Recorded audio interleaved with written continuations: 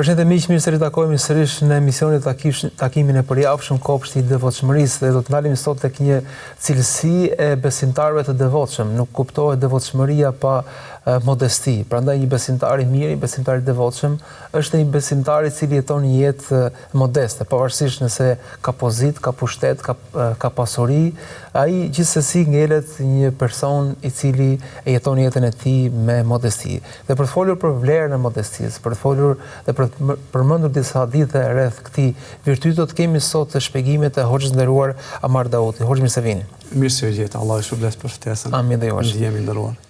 Hoxh, nëse fillojmë me një përkufizim në raport me këtë virtyt, këtë cilësi, duke qenë se shkencat islame në farë nuk ka lënë gjë pa e orientuar, pa e përkufizuar dhe pa e përmbledhur. Si do ta përmbledhim këtë cilësi, jetën me modesti? Bismillah, wa salatu wa salamu ala rasulillah, me emrin Allahut, mëshiruesit, mëshirëbërësit, atë falenderojmë si gjithmonë. Salavatet dhe selamet ja dërgojmë Muhammedit ton të dashur, familjes së tij të pastër dhe të ndershme, shokëve të tij besnik dhe gjithë atyre të cilët ndjekin rrugën e këtij pejgamberi deri në ditën e gjykimit. Fillimisht më lejo vëlla se ndjej si obligim moral, po edhe fetar që t'ju falenderoj për ftesën e lut Allahun e madhruar që këto emisione, këto takime Allahu t'i bëjë të bereqetshme dhe t'i bëjë të dobishme për gjithë muslimanë dhe për gjithë ata të cilët na ndjekin. Allah shpëlbet, të falenderojmë ne se ti ke bërë rrugë, je munduar për të përgjigjur kësaj ftese. Allah shpëlbet. Me shumë kënaqësi, Allah shpëlbet. Atëherë sa i përket pyetjes, vëlla, normalisht për të diskutuar rreth një temë, rreth një cilësie, rreth një virtyti, është më se e nevojshme që njeriu të ketë një kuptim të duhur rreth asaj cilësie. Dhe ne siç e dimë që feja islame është oqean i virtyteve të mira dhe cilësive të mira që inkurajon që besimtari t'i përvetsojë ato dhe t'i ketë ato. Dhe me që sot është tema rreth modestisë ose jeta modeste, modestia, dietarët islam kanë dhënë shumë përkufizime rreth kësaj cilësi ose rreth këtij virtyti. Por që ne do të mjaftoheshim me një përkufizim shumë të thjeshtë që besimtari ose njeriu asnjëherë të mos e sheh veten se ka e përsi dhe është më i mirë se sa besimtarët e tjerë.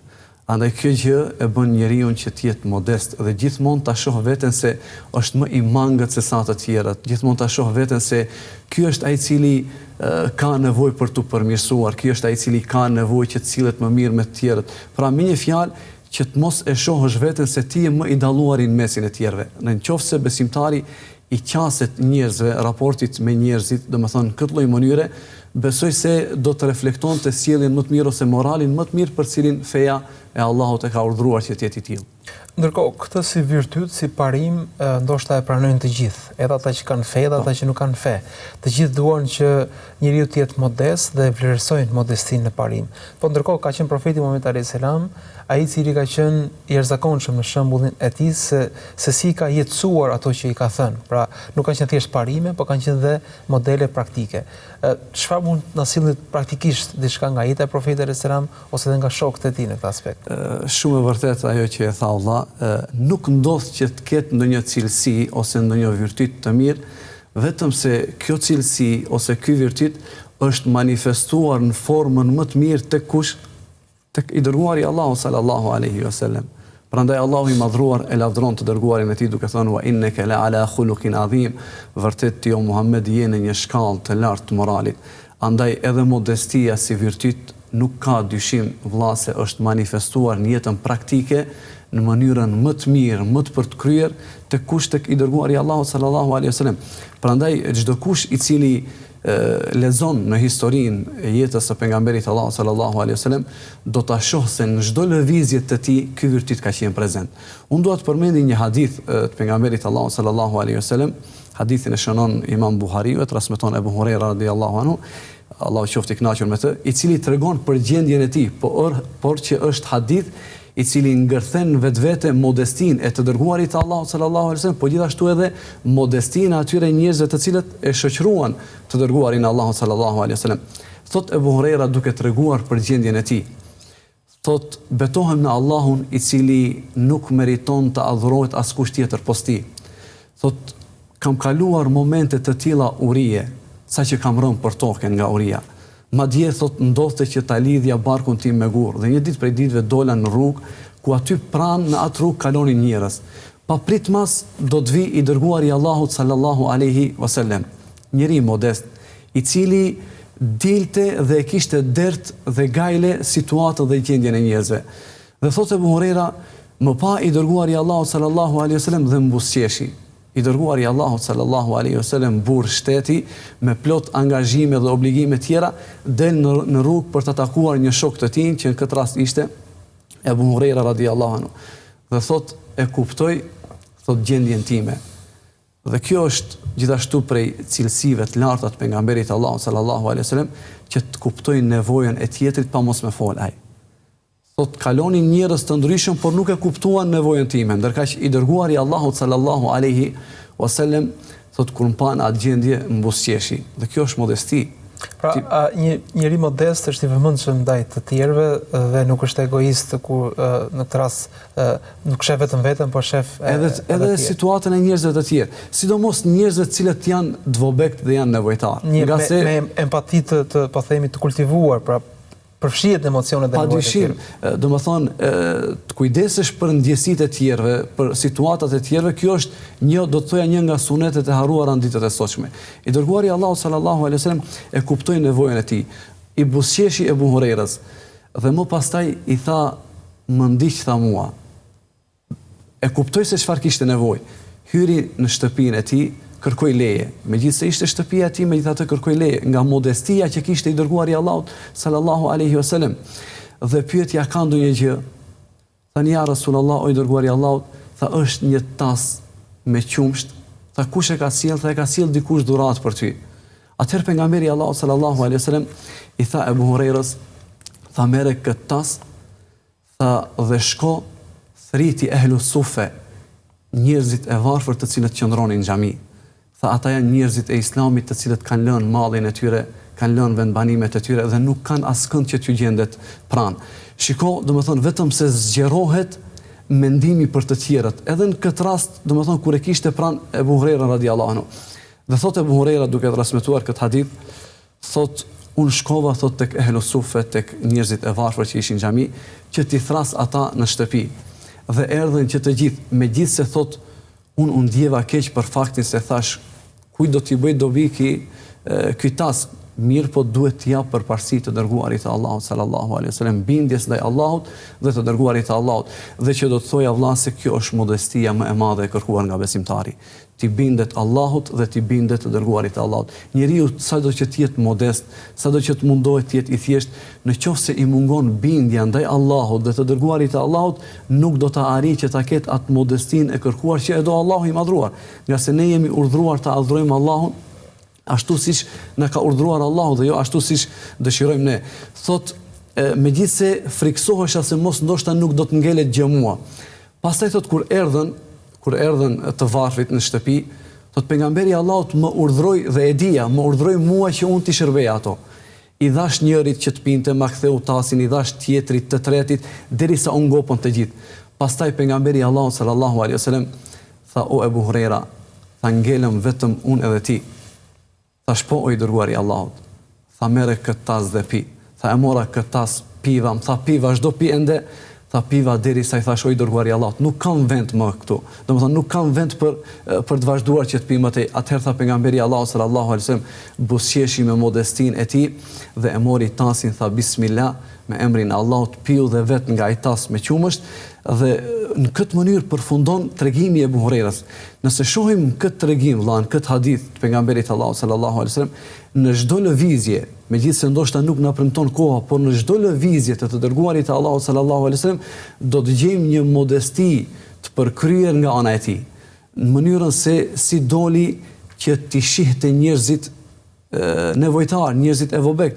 Dhe kjo ishte nga pranimi i lutjeve që kishte bërë pejgamberi Allahut sallallahu alaihi wasallam. Nga se një prej duave që e bënte vazhdimisht ishte Allahumma inni es'aluka fi'l al-khairat, o Allah, kërkoj prej teje bërjen e veprave të mira, largimin nga punë të këqija, wa hubbal masakin, dhe kërkoj nga ty, Allah, që të vendosësh në zemrën time dashurinë për njerëzit që janë miskina, njerëzit cilët janë nevojtar. A nuk është njeri modest, një njeri i cili mendon për të tjerët? Pra interesant është lutur, por se dhe është angazhuar me të dobtit, me atë kategori që shpesh njerëzit i kanë bezdit, t'i kenë pranë, t'i kenë afër. Shumë e vërtet. Ndërkohë, cilat janë disa nga shkaqet hoç që ndikojnë për ta zotëruar këtë virtyt, për ta kultivuar dhe për të pasuruar me këtë virtyt? Normalisht, për çdo gjë të mirë, për çdo virtyt, për çdo cilësi, janë disa sebepe që duhet bërë nga ana e besimtarit që ta përvetsoj këtë cilësi. Dhe në këtë rast, vëlla, doja që të përmendja një thënie të Ibn Qayyimit rahimahullah, Allahu e mëshiroft, i cili thotë se nga shkaqet dhe nga rrënjët të cilët lind ky virtyt, pra siç është modestia, fillimisht është njohja e Allahut të madhruar, me emrat e tij të bukur dhe cilësitë e tij të larta, dashurinë për Allahun e madhruar, madhrimin për Allahun e madhruar në zemrën tënde. Pastaj thotë njohja e vetes. Pra gjëja e parë që ta mundson ta përvetësosh këtë virtyt është njohja e Allahut.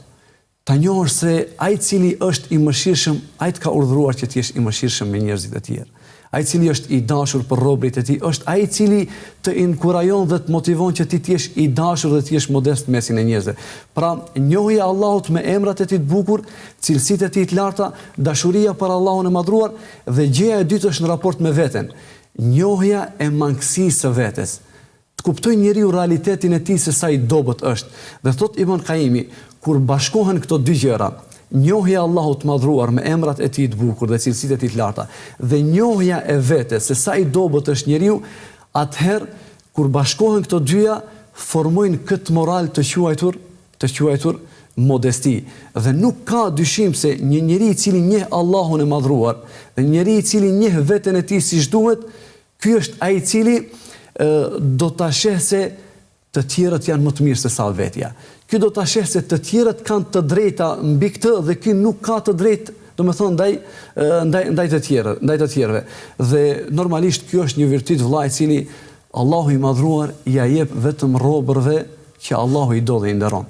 Andaj nuk ka mundësi që një njeri pa mos me i bërë këto shkaqe, pa mos me u angazhuar që ta njoh Allahun e madhruar dhe ta njoh veten e tij, ta përvetsoj këtë cilësi ose këtë virtyt që quhet modesti. Ndërkohë, shpesh njerëzit, herë mënyrë të vetëdijshme, herë mënyrë pa vetëdijshme, mundohen që duke shtuar të mirat materiale të synojnë, po themi, shtimin e një jete të këndshme, e një jete komode. Pra, e lidhin rehatin me shtimin e luksit dhe me shtimin e standardit të lartë jetesës. Po ndërkohë, nëse i kthejmë jetës së profetit Muhammed a.s. dhe shokëve të tij, si e kanë parë ata këtë raport midis një jete të begatë dhe po themi standard apo luksit? Nuk besoj se mund të ketë pas njeri më të lumtur, njeri me zemër më të qetë se sa i dërguari Allahu sallallahu alaihi wasallam. Megjithatë, bashkëshortja e tij Aisha radhiyallahu anha, Allahu qoftë i kënaqur prej saj, thotë që shtrati i të dërguarit të Allahut sallallahu alaihi wasallam ishte prej lëkure i mbushur me fije të palmës. Nuk kishte një standard luksos për ta kufizuar ose për ta kurzuar mirëqenien e tij ose lumturinë e tij me kushtet e kësaj jete. Megjithatë, ishte po i dërguari Allahu sallallahu alaihi wasallam që në atë shtëpi me këtë krevat, me këtë shtrat prej lëkure të mbushur me fije palme, qëndronte natën në këmbë duke e falendëruar Allahun, pra duke bërë namaz në shenjë mirënjohje ndaj Allahut për ato begati që ja kishte dhënë Allahu i madhruar. Nëse shohim jetën e pejgamberit Allahu sallallahu alaihi wasallam dhe jetën e sahabëve, do të kuptojmë vëllai nderuar se megjithse kushtet e vështira që i kishin, megjithse nuk kishin mjete të mira për një jetesë më të mirë, por fakti që ishin modest, fakti që e kishin njohur qëllimin sepse Allahu i ka sjellë në jetën e kësaj dhunjaje, ishin njerëzit më të qetë, ishin njerëzit më modest, nga sa ata e dinin se Allahu nuk i ka krijuar për të qenë përhershëm në jetën e kësaj bote. Ata Allahu i madhruar i kishte krijuar për të synuar një gjë që është shumë më e shtrenjtë se sa çdo gjë që gjendet në këtë jetë. Padyshim se gjëja më e shtrenjtë ose malli më i shtrenjtë për cilën njeriu angazhohet në jetën e kësaj bote është xheneti i Allahut. Transmetohet nga Omeri radhiyallahu anhu, i cili një ditë prej ditëve pa të hyrë tek pejgamberi Allahut sallallahu alaihi wasallam dhe pa tek krahërori i tij, pa në fakt tek shpatullat e tij, shenjat ose gjurmët që i kishin ngelur nga shtrati i tij prej lëkure, që ishin mbushura domethënë prej fijeve të palmës. Dhe i tha, oj dërguari Allahut, tha, si ka mundësi tha që Kisra dhe Kajseri, perandori të asaj kohë, do me thonë të Persis dhe Romakve, tha flejnë krevate luksoze, ndërka që ti je i përzgjedhur i Allahut, je i dashur i Allahut, je njeriu më i mirë në këtë sipërfaqe të tokës, të jesh në një situatë të tillë, e pejgamberi Allahut sallallahu alaihi wasallam e orientoi drejt diçkaje që çdo njeri do duhet të orientojë në situata të vështira. Tha o Omer, tha a nuk mjafton që ne të kemi ahiretin ndërka që këta të kenë dunjan? A nuk je i kënaqur që në mesin tënd është i dërguari i Allahut? A nuk je i kënaqur që Allahu është Zoti yt? Për këtë arsye, ata përkundër kushteve, ndoshta të vështira që i kishin, megjithatë nuk e kushtonin mirëqenien e tyre dhe rahatin, do me thonë që të adhuronin Allahun e madhruar dhe të ishin të lumtur dhe të qetë në çdo situatë. Ndërkohë profeti Muhamedi alayhis salam nuk ishte thjesht një shembull i lartë personal, po ai ishte një orientues dhe një mësues i vazhdueshëm edhe për sahabët. Në mënyrë të vazhdueshme i orientonte, i këshillonte, i kritikonte, i inkurajonte si një prind shumë i kujdesshëm ndaj ndaj fëmijëve të vet. Si edukonte profeti alayhis salam sahabët në raport me modestinë dhe thjeshtësinë? Nuk ka shëmbulltyr më të mirë në mënyrën se si edukonte njerëzit në rrezullin toksor, padyshim sipërfaqen e tokës, se sa i dërguari Allahu sallallahu alaihi wasallam. Dhe Allahu i madhruar thotë se ju gjeni shembullin më të mirë tek kush? Tek i dërguari Allahu sallallahu alaihi wasallam. Prandaj s'do mend që edhe metodat e tij dhe format e tij se si edukonte sahabët dhe njerëzit përreth ishin format më të mira. Prej formave që i dërguari Allahu sallallahu alaihi wasallam i edukonte ose i inkurajonte sahabët, shokët e tij që të ishin modest në raport me njëri tjetrin, në raport me çdo kënd që ata do të thonë jetonin jetën e kësaj bote, ishte fillimisht vëlla që i dërguari Allahu sallallahu alaihi wasallam shpeshherë e nxjerrte në mejdan, e nxjerrte në pavlefshmërinë e kësaj bote tek sahabët. Dhe kjo gjë i bënte sahabët që të kuptonin se vërtet nuk ja vlen njeriu që për këtë dunja të ketë smir, të ketë zili ose të ketë mërin raport me vllaun e vet. I dërguari Allahu sallallahu alaihi wasallam ishte shembull praktik mënyrën se si edukonte njerëzit. I dërguari Allahu sallallahu alaihi wasallam shkonte ngushëllonte një fëmijë të cilit i kishte ngordhur një zog, ngjarje e njohur. I dërguari Allahu sallallahu alaihi wasallam shkoi dhe u interesua për atë plakën e cila kishte pastruar xhamin e të dërguarit Allahu sallallahu alaihi wasallam. Dhe gjitha këto lëvizje, gjitha këto veprime të dërguarit Allahu sallallahu alaihi wasallam ishin një formë edukimi për sahabët, se kështu duhet të jetë njeriu. Pra besimtari duhet të jetë modest. Gjithashtu prej formave tjera që i dërguari Allahu sallallahu alaihi wasallam i edukonte sahabët e vet, është se gjithmonë u akujtonte atë që shpeshherë vëlla kemi nevojë ne ta kujtojmë. U akujtonte xhenetin e Allahut. Rastin që e përmenda pak më parë, a nuk është një formë edukimi kur e orientoi Omerin radhiyallahu anhu duke i thënë se a nuk je i kënaqur që neve të na përket ahireti? A nuk je i kënaqur që ne po përpiqemi për një xhenet, ndërka që ata kanë dunjan? Andaj një prej formave shumë të rëndësishme që shpeshherë kemi nevojë të edukojmë njerëzit është që t'u kujtojmë se ne jemi duke jetuar për një xhenet. Ne do me thonë jemi duke jetuar për të arritur kënaqësinë e Allahut subhanahu wa taala. Gjithashtu prej formave që e përmenda pak më parë, që t'u bëjmë me dije njerëzve se shikoje se si e trajton Allahu dhe i dërguari i Allahut këtë dunja. A ja vlen njeriu që për këtë dunja të jetë mendje madh? A ja vlen që njeriu për këtë dunja të prish raportet mes veten, mes familjarëve, mes miqve e kështu me radhë? Andaj i dërguari i Allahut sallallahu alaihi wasallam ishte shembulltyr në mënyrën se si edukonte, domethënë, shokët dhe njerëzit përreth. Gjithashtu çdo virtyt, çdo cilësi rrezikon edhe po themi keqkuptimin e vet apo abuzimin e vet dhe ndoshta edhe raport me thjeshtësinë dhe modestinë, ka njerëz që e kanë tepruar apo e kanë keq kuptuar apo dhe kanë abuzuar me të, duke refuzuar çdo lloj mirësie, çdo lloj begatie, çdo lloj mundësie që Zoti ja jep. Dhe ne ashtu siç dim se profeti sallallahu alajhi wasallam dhe sahabët kanë jetuar në thjeshtësi të plotë, dim që edhe brezat e parë ndërtuan civilizim të atij niveli që ndoshta bota nuk e kishte parë ndonjëherë, jo për të jetuar në luks, jo duke synuar luksin, po duke mirëpritur çdo begati dhe çdo mirësi që Zoti sillte për njerëzit. Si të jetë, po themi, një qasje e duhur dhe e balancuar raport me modestinë, po dhe duke mos refuzuar begatitë dhe mirësitë e Zotit. Një pyetje shumë me vend, sidomos në këtë kohë që në esencë shumë prej njerëzve të cilët nuk e njohin, nuk kanë një njohje të duhur ndaj fesë, mendojnë se Islami si fe në tërësi është fe e cila e privon njeriu nga mirësitë e kësaj bote, apo? Shpeshherë shohim njerëz të cilët hezitojnë që t'i binden Allahut dhe domethënë të jenë praktikues të fesë, thot pse? Për shkak se feja më kufizon. Realisht feja domethënë më bën të jem modest, dhe ai në këtë rast e keq kupton modestin sikur i thua feja kërkon prej teje që të jesh i ulur, a kupton, të jesh i thjesht njeri i cili nuk ka vlerë në mesin e shoqërisë. Ndërsa realiteti është se feja Allahut nuk është se privon njeriu që t'i shijojë begatitë e Allahut. Ne dua të përmend një rast shumë interesant. I dërguari i Allahut sallallahu alaihi wasallam pa të vllazruar mes Ebu Derdas radiallahu anhu dhe Selman el Farisiut. Dhe një ditë prej ditëve Selman el Farisiu viziton Ebu Derdan dhe e shef nënën e Ebu Derdas e cila ishte e veshur me tesha të vjetra. Dhe kjo gjë i ra në sy, sikur nuk i pëlqeu Selman el Farisiut. Kur erdhi koha që të hanin ushqim, ndrek tha unë jam agjërueshëm. Tha unë nuk do të ha derisa të hash dhe ti me mua. Bëj fjalë për kohë jashtë Ramazanit, kuptohet. Kur erdhi koha që të bënte gjumë, Ebu Derdaja tha unë do të falem natën ndërkaq që ti vazhdoj që të flesh. E në fund të kësaj ndeje, Selman el Farisiu i tha o vllau im, tha vërtet ti ke hak tha ndaj vetes tënde. Tha ti ke hak ndaj familjes tënde, sikur mos e le nënën tënde në këtë gjendje, nga se nuk është kjo feja Allahut e cila na ka mësuar neve që të jetojmë domethënë me rroba të vjetura e të grisura e kështu me radhë. Tha ti ke hak edhe ndaj Zotit tënd. Tha fa'ati kulli dhi haqqin haqqahu, andaj mundohu tha që secilës gjë t'ia japish hakun e vet. Kështu zbashku të dy shkuan tek i dërguari i Allahut sallallahu alaihi wasallam. E i dërguari i Allahut sallallahu alaihi wasallam tha sadaqa Selman, tha e ka thënë të vërtetën Selmani.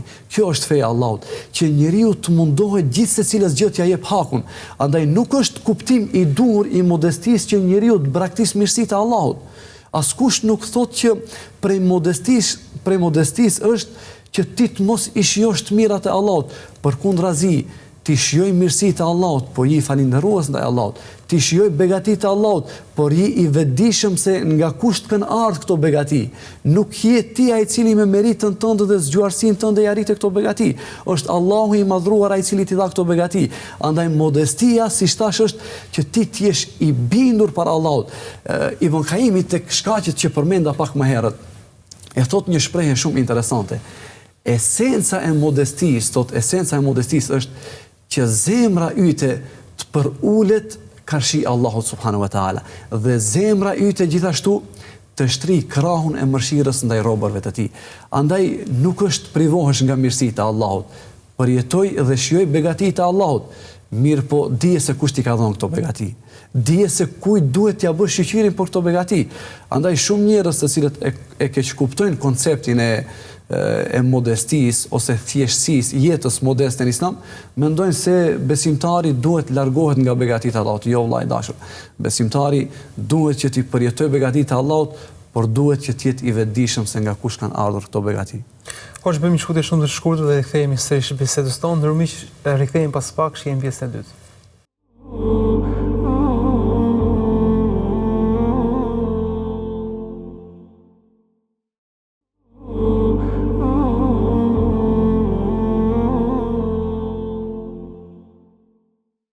Rikthehemi sërish miq në studio, për flasim për modestinë si një virtyt, si një cilësi që besimtari duhet ta ketë, duhet të kujdeset për të dhe duhet ta shtojë atë, pavarësisht situatës ku ndodhet ai, pavarësisht nëse është sprovuar me thjeshtësi, po edhe nëse është sprovuar me begati dhe me pozitë. Dhe pikërisht Hoq, nëse flasim për këtë kategori, që ndoshta Zoti dikujt i ka dhënë shumë pasuri, ndoshta i ka dhënë edhe shumë pozitë, po ai shfaqet me një thjeshtësi sikur të mos i kishte këto në një farë mënyre.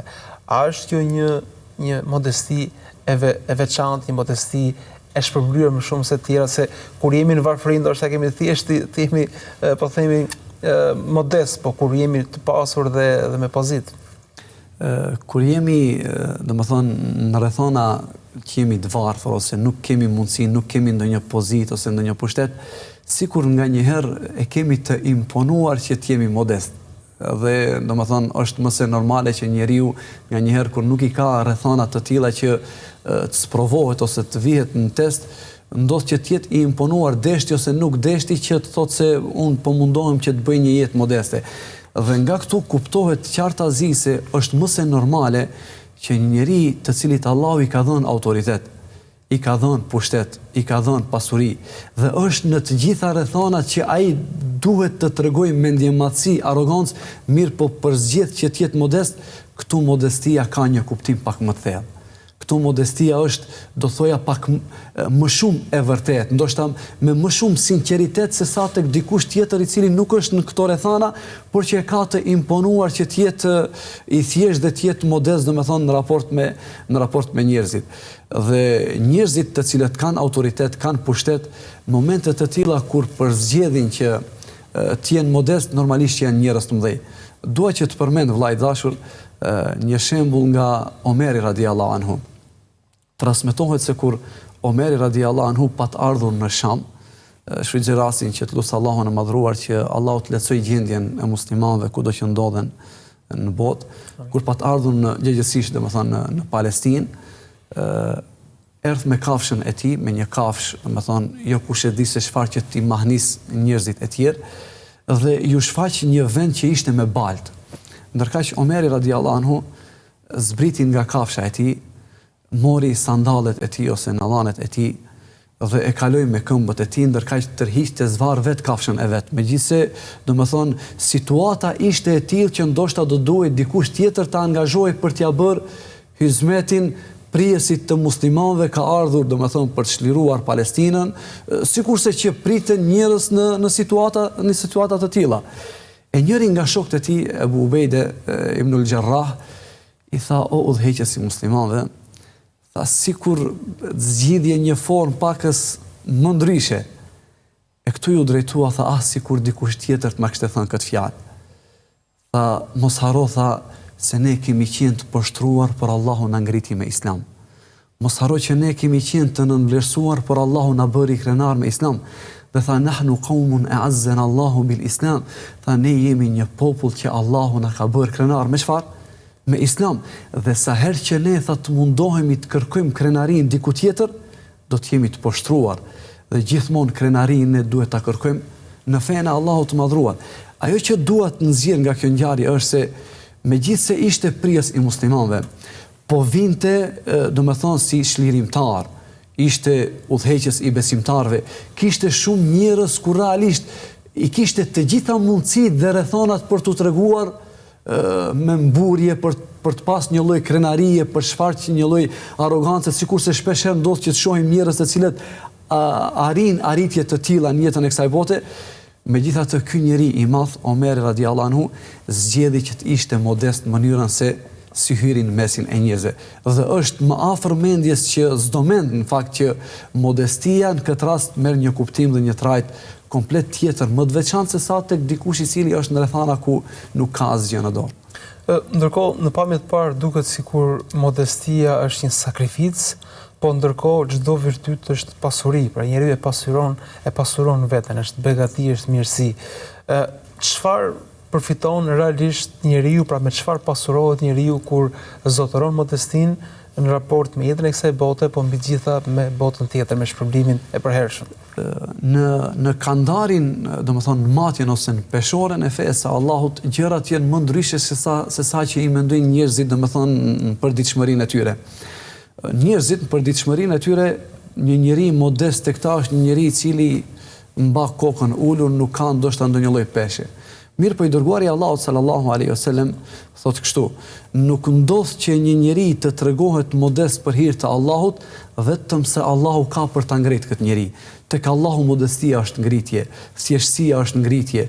Tek Allahu njerëzit modest janë njerëz të ngritur, ndërsa shifem në jetën e kësaj bote, njerëzit nganjëherë, sado që të mundohen dhe të përpiqen që të tregohen se janë të pushtetshëm, janë njerëz me autoritet lart, njerëz të cilët janë dikush në jetën e kësaj bote, Allahu bën që përsëri në sytë e tjerëve këta të dalin mendje mëdhej, pra i trajton me të kundërtën e asaj që ata e synojnë. Ndërkaq një njeri i cili e synon modestin për hir të Allahut, Allahu e ngrit dhe ja jep atë që do.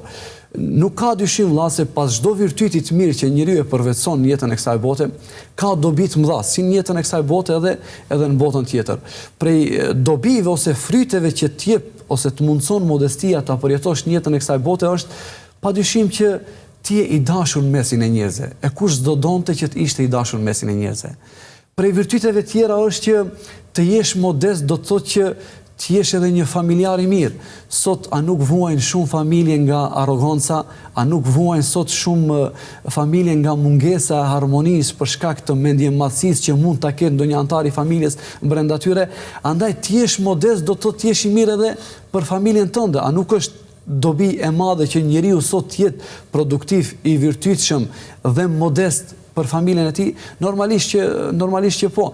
Tjetra prej dobive vëlla është se kur njeriu është modest, e fiton kënaqësinë e Allahut të madhruar. Bëhet prej njerëzve të dashur të Allahut, bëhet prej robërve të gjithëmëshirshmit. Allahu i madhruar në surën Al-Furqan, kur përmend disa cilësi të gjithëmëshirshmit, thot wa ibadur rahman, robër të Rahmanit, pra të gjithëmëshirshmit, janë ata të cilët ecin në tokë me qetësi, janë ata të cilët ecin në tokë me modesti. A nuk do të mjaftonte si privilegj që ta kesh këtë virtyt për të konsideruar prej robërve të gjithëmëshirshmit?